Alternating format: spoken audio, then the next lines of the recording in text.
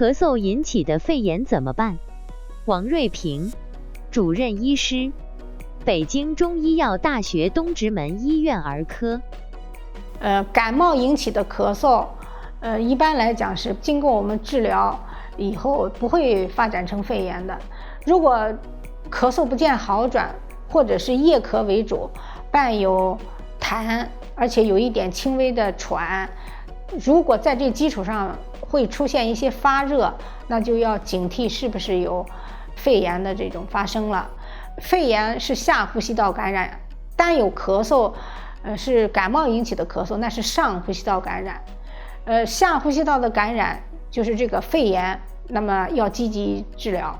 积极治疗呢，要针对它感染的病源来控制感染。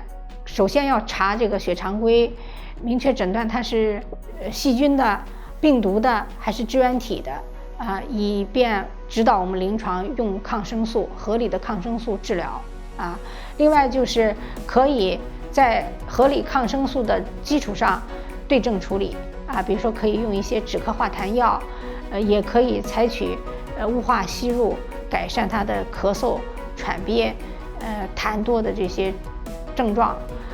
经过积极治疗以后呢，宝宝合并兴衰的可能性就会减少。